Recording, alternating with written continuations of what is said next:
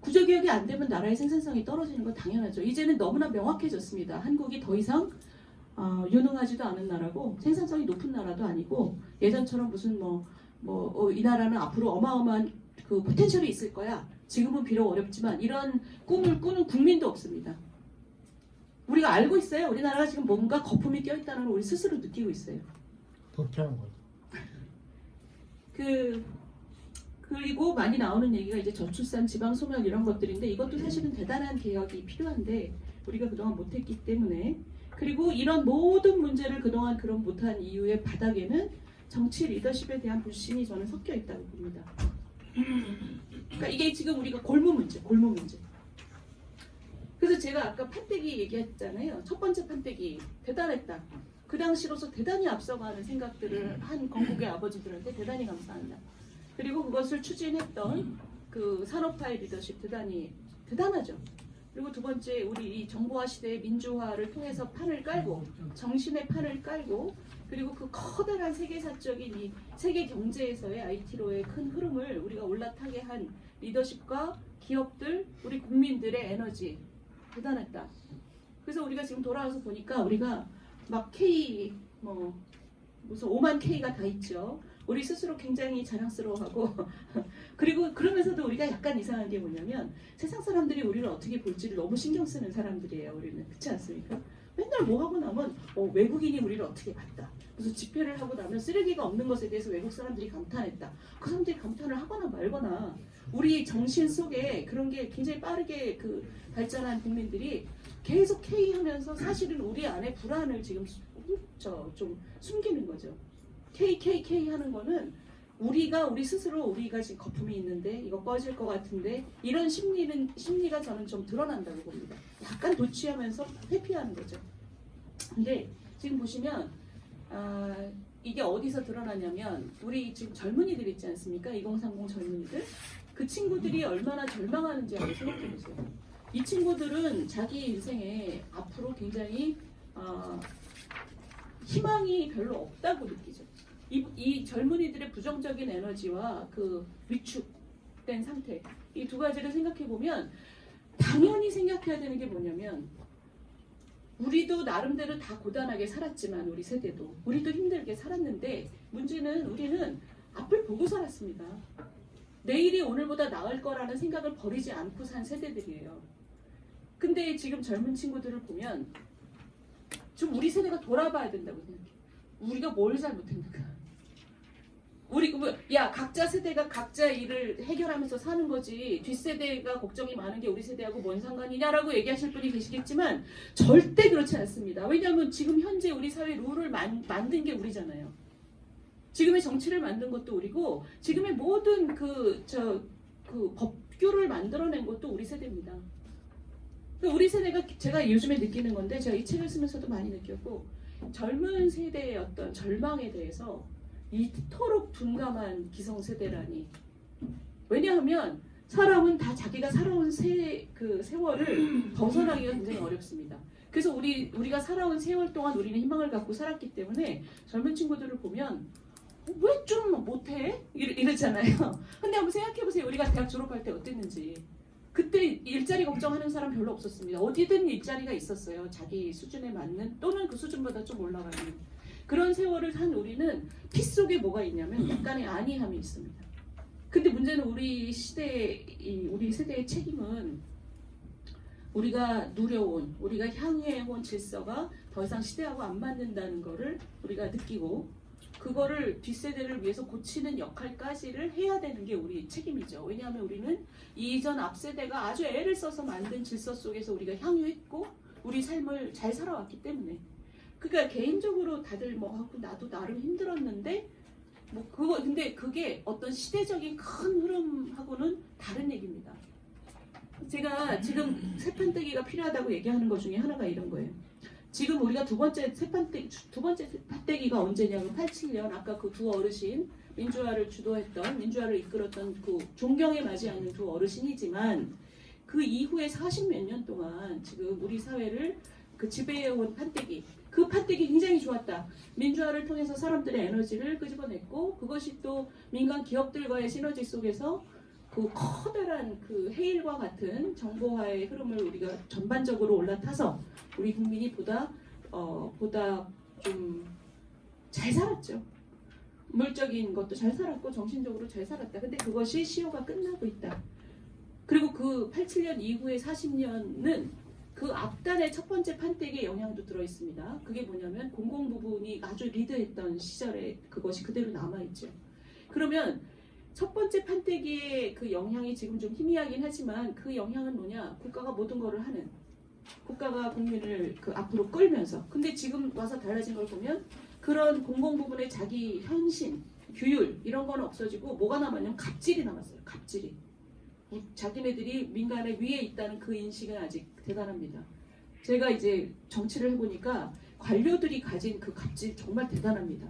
그리고 정치인들이 가진 갑질은 그거보다 수백 배 더해요. 그러니까 뭔가 책임을 지지 않고 아무 법이나 막 만들어내고, 그래서 아무 법이나 막 만들어내는 게 본인들의 그 특권이라고 생각하는. 그리고 지금 이번에 보셨겠지만 사법기관, 수사기관 이런 사람들이 다 세금으로 돈 받는 사람들인데 대단한 엘리트 의식이 있는데 엘리트 의식뿐만이 아니고 이게 정치권하고 결합이 돼가지고 예를 들면 판검사 하다가 곧장 국회의원 배지가는 분들 있죠. 이분들이 그러면 그 자리에 있을 때 제대로 자기 일을 했을까요? 아니 당장 정치권으로 뛰어갈 생각을 하는 사람이 자기한테 공천 줄 당의 입장을 생각하지 않았을까요? 당연한 거. 그죠? 우리나라가 이렇게 된 겁니다 지금. 그 직종의 규율, 직종의 도덕 이런 게 떨어져 있어요. 얼짱직한 거. 저는 관료들도 비슷하다고 생각해요. 근데 이제 관료들보다 오히려 더 심한 게 이런 판검사들, 어떤 그 중요한 결정을 해야 되는 분들이 아주 중립성을 최고로 하는 이런 분들이 그 중립성이라는 것을 잊어버려도 괜찮아라고 생각할 정도로 스스로의 특권의식에 지금 빠져 있는 것이고, 그리고 그게 될 정도로 그거를 증진시키도록 정치하고 밀접하게 연관이 돼 있습니다. 그래서 독립성이 없다는 거랑 정치 편향성이라는 거랑은 아주 밀접한 두 가지의 현상입니다. 그리고 그것을 그런 시스템을 알면서도 방치해온 정치권이 아주 최고의 특권의식을 가진 거죠. 그건 뭐냐면 국가 시스템을 담보로 해서 자신들의 사익을 추구하는 겁니다. 자신의 정치적 이득을 위해서 나라가 지금 이렇게 되고 있는 거를 보면서도 방치하는 거죠. 제가 그 밑에는 뭐가 있냐, 여기서부터는 이제 제 진단입니다. 저는 뭐 반대하실 분도 계시겠지만 저는 이 87년 이후에 40년의 판택이 이제 끝낼 때가 됐다고 생각합니다. 이게 주로 뭐냐면 87년 이후에 이게 바로 이제 586 체제입니다. 이 586 체제라는 것의 특징은 뭐냐면 저도 586입니다. 저도 80년대 대학을 들어갔고, 근데 80년대 대학을 나와서 사회생활 속에서 조직을 경험하고, 그리고 여러 가지 그 말 되는 일, 윗사람이 시키는 말 안 되는 일 다 겪으면서 밥을 벌어먹고 산다는 게 이렇게 힘든 거구나라는 거를 배운 세대들입니다. 다시 말하면 학교 때 공부 안 시켰어요, 교수님들이. 지금 우리 학교 다닐 때 진짜 제가 지금 생각하면 그때 교수님들 진짜 편했다. 그러니까 그래도 되는 시대에서 나중에 학교를 졸업한 후에 사회생활 속에서 많이 배웠죠. 그래서 지금 많이 사회도 합리화됐지만 그렇지 않은 사람들도 있어요. 우리 사회 지난 40년을 돌아보면 첫 번째, 이념 과잉입니다. 정말 그 모든 것을 자신의 잣대로 사람을 하고, 제가 얼마 전에 굉장히 재밌었던 그걸 보신 게, 그 가수 있잖아요. 임영웅 씨라고 젊은 가수 있잖아요. 트로트 부르는 가수가 무슨 정치적인 발언을 안 했다고 내가 왜 이렇게 말을 해서 그 나이든 586 선생이 그 친구를 막 혼내더라고요. 그 매스컴에서. 그러니까 간접적으로 비난을 하는데 제가 그때 느낀 게 왜 자기만 저렇게 옳지? 이런 느낌이에요. 왜 정치에 대해서 코멘트를 꼭 유명인은 해야 되지? 물론 하는 게 좋죠. 모든 젊은 사람들이 자신의 삶을 규정하는 정치적인 문제에 대해서 발언하고 관심을 갖는 게 저는 세상을 바꾸는 길이라고 생각합니다. 그렇지만 정치하는 사람들이 하도 혐오감을 주고 환멸을 주니까 그로부터 외면하겠다는 사람들을 욕할 권리가 그 정치권 주변에 있는 사람한테 있을 리가 만무하지요. 그러니까 참 염치도 없고 자기중심적이고 사람을 내려 깔면서 보는구나 하는 느낌을 제가 받는데, 문제는 뭐냐면 그게 한 사람의 문제가 아니라 지난 40년간 우리 사회가 그랬다는 거죠. 이 이념 과잉. 이게 이념 과잉이 되니까 어떤 문제가 생기냐면, 생각해 보세요. 지금 우리 사회를 규정하는 문제들, 노동시장의 룰들, 젊은이들이 정말 피를 토하는 심정으로 이런 것 좀 고쳐야 된다고 얘기하는 룰들에 대해서 안 고쳐요. 그러면서도 예를 들면 생각해 보세요. 우리 집값 폭등이 있었잖아요. 문재인 정부 때. 그 집값 폭등의 밑에는 뭐가 있었느냐?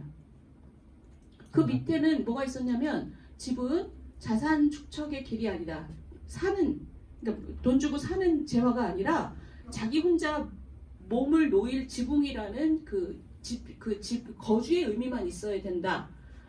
라는 자신들의 믿음 속에서 시장의 흐름하고 상관없이 세금을 엄청 때렸죠. 세금을 엄청 때려가지고 뭐 집을 사지도 못하게 하고 팔지도 못하게 하고 거기에 그 자리에 살 수도 없게 만들었다. 이런 비난들이 있었죠. 그게 뭐냐면, 현실에 사람들이 살아가는 문제하고 상관없이 자신들의 이념에 빠진 그룹들이 대단한 권력을, 자신들이 감당하지도 못하는 권력을 가지고 있었던 게 지난 40년이라는 얘기예요. 그 집값 폭등 이후에 지금 그 후유증이 얼마나 대단합니까? 최저임금도 마찬가지죠. 최저임금이라는 게 아래쪽에 있는 사람한테 많이 보태줘야 돼 라는 믿음 하나로 2년에 30%를 올려서, 그러니 밑에서 주르륵 망하고 다 키오스크로 바꾸고 그 많은 사람들이 일자리를 잃고, 지금까지도 자영자들은 그 뒤에 코로나 폭탄 한 번 더 맞으면서 지금도 대출 지옥에서 허덕이고 있죠. 지금 그런 우리 제대로 된 나라 같으면요, 어마어마한 비판을 받아야 되는데도, 근데도 우리는 거기에 대해서 그러려니 합니다. 그러려니. 우리 국민들도 그러려니. 그래서 지금 보시면 여러 가지 문제가, 예를 들면 뭐 반기문 씨가 그런 얘기를 했어요. 지난 70년 동안, 한미동맹 70년 동안 문재인 정부 시간이 최악이었다. 그러니까 그게 뭐냐면, 그러니까 뭔가 자기들만의 이념이 있고 그 이념을 통해서 뭔가 바꾸려고 하는 게 있는 것 같은데, 확실한 건 그게 우리나라의 안전과 안보와 그 경제적인 그 번영과 별로 그렇게 실용적인 생각은 아닌 것 같다라는 생각들을 좀 할 수밖에 없는 거죠. 이제 마지막으로는 제왕적 대통령제, 제왕적 국회, 저는 뭐 이 두 가지 말에 다 동의합니다. 다 동의하는 게, 실제적으로 정말 제왕이냐 이런 걸 떠나서 적어도 국민들의 삶에 전심전력을 다하지 않아도 승승장구하면서 살 수 있는 시스템을 우리가 지금 가지고 있다는 것은 저는 동의합니다. 그래서 우리가 제가 지금 말씀드린 게 뭐냐면, 판때기를 갈아야 될 때다. 우리 역사의 세 번째 판때기가 필요하다 지금. 그 판때기, 세 번째 판때기 갈기, 새 판을 짜야 될 시간이다. 그 얘기를 제가 드린 거고요. 그러면은 이제 뭐부터 해야 되냐. 그게 이제 되게 중요한 문제잖아요. 새 판때기 어떻게 가는데, 누가 가는데. 그래서 제가 이 책을 썼습니다. 제가 누가 가는 데를 제가 아무리 생각을 해봐도 정치인들한테 그냥 맡겨놓을 수는 없는 거고 맡겨놓을 수는 없는 거고, 그 시작은 바로 여러분들이라고 저는 이게 굉장히 공허한 얘기인 것 같지만 그렇지 않습니다. 왜냐하면 입만 열면 거짓말하는 이런 정치인들도 자기 지역구 가면 4선, 5선 그렇습니다. 5선은 20년 내내 뽑아줬다는 얘기거든요. 우리 국민들 속에 머릿속에 기준이 없다는 얘기입니다. 우리가 새 시대를 향해서 정말 판을 다시 짜기 위해서는 우리가 어떤 리더십을 가져야 되는지에 대해서 국민들 스스로, 저는 되게 무서운 추상적인 기준이 있어야 된다고 생각해요. 그래야지 그 사람들이 신경을 쓰죠. 국민들이 기준을 갖고 있다고 생각하면 정치를 꿈꾸는 사람들도 그것을 신경 쓸 수밖에 없습니다. 근데 물론 그렇게 하기 위해서는 제도적인 도움이 필요하죠. 제도 자체가 사람들을 승승장구하게 만들어 놓은 것은 뭐 고쳐야죠. 예를 들면 뭐 그냥 배지 달면 그 순간부터 모든 게 다 보장되는, 아무것도 막말을 해도 막 행동을 해도 다 보장받는 이런 제도는 다 고쳐야 되지만, 그 제도를 고치기 위해서도 그게 바로 새 판때기인데, 새 판때기를 짜기 위해서는 국민들이 굉장히 무서운 생각들을 저는 해야 된다고 생각해요. 추상가치, 자신의 원칙을 가지고 그 원칙에 맞게 평가하는 그게 이제 마지막에 국민들 탓이에요라고 얘기를 하는 건 절대 아닙니다. 제도적인 그 노력이 있어야 되고 특히 저처럼 정당에 지금 당원으로 이름을 올린 사람은 여러분들께 부탁하는 것보다 수백 배의 노력을 해야 되지요. 저도 당 안에서도 싸우고 당 밖에 나가서도 싸우고 굉장히 노력을 하고 있지만 뭐 아직 모자랍니다. 예, 부족한데 하여튼 열심히 하겠습니다. 감사합니다.